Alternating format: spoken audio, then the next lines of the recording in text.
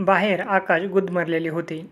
ढगांचा गडगडाटही मधून-मधून ऐकायला येई. रस्त्यावरील धूळही सुसाट्याने उडत होती. पालापाचोळा त्या धुळीच्या विमानात बसून प्रवास करत होता.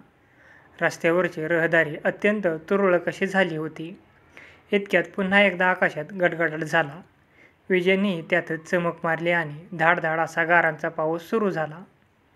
उडणारी धूळ आणि तो पाऊस यांच्या मध्यंतरी भेट होऊन ती खाली येत होती. त्यामुळे एक प्रकारचा सुवास येत होता. पाऊस आल्यामुळे आजूबाजूच्या घरांच्या खिडक्या दारे खाडखाड लागली होती. काही मुले वडीलधाऱ्या माणसांची नजर चुकून गारा गोळा करण्याकरिता वळचणीला पागोळ्याच्या आड उभी होती. पावसाच्या धारा झपाट्याने खाली येत होत्या. गायीच्या आचळातून दूर काढावे तसे मला वाटत होते ते. इतक्यात भयंकर गडगडाट झाला. कुठेतरी वीज पडली वाटते. पुन्हा पाऊस सुरू झाला.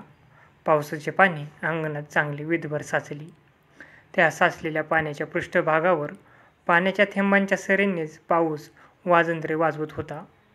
पुन्हा एकदा बाहेर वीज कडाडली आणि त्यावेळी घरात आई ओरडली, "शांते, कार्टे, आहेस तरी कुठे?"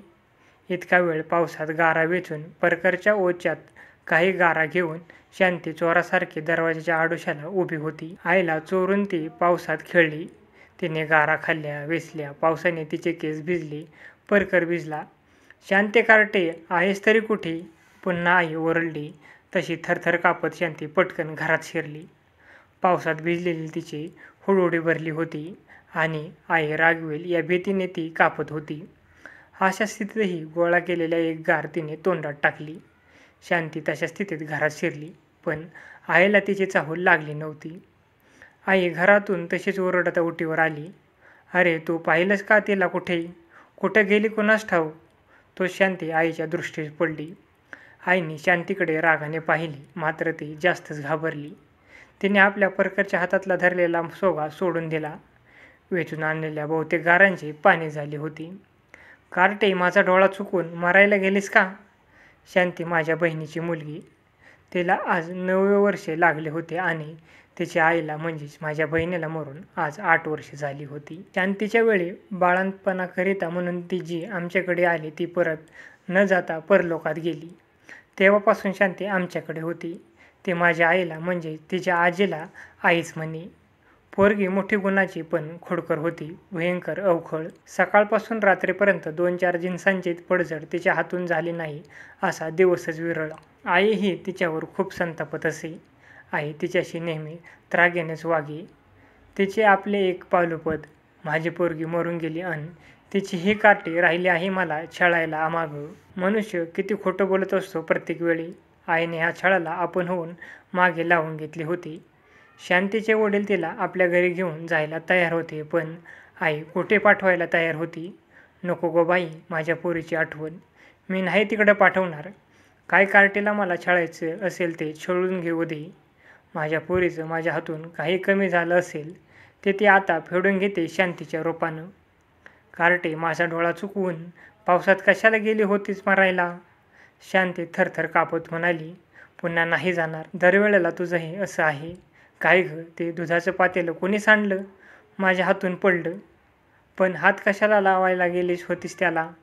तू स्वयंपाकघरात नव्हतीस. मांजर खाईल म्हणून मी परकरनं उचलून ठेवायला गेले कपाटात. ते पडलं माझ्या हातून.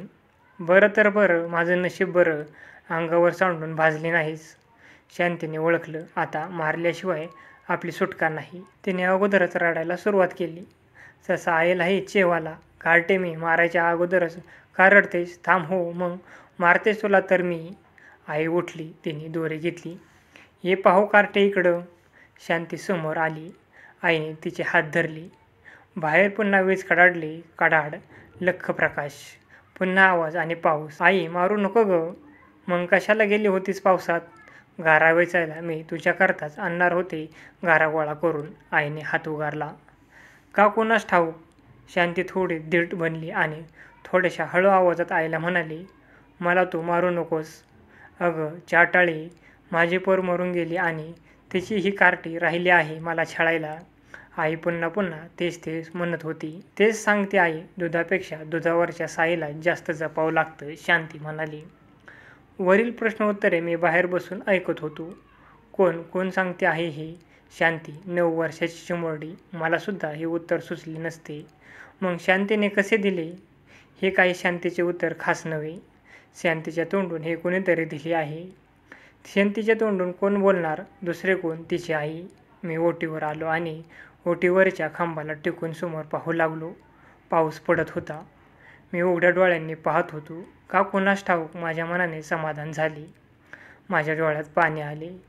माझी मृत भगिनी या अफाट देखाव्यामुळे कुठेतरी असेल अशी कल्पना करून त्या देखाव्याखालाच मी नमस्कार केला आणि चटकन डोळ्यात आलेले पाणी पुसून घरात आलो. अशाच नवनवीन व्हिडिओसाठी आपल्या व्हिडिओला लाईक करायला विसरू नका आणि चॅनलला सबस्क्राईब करा.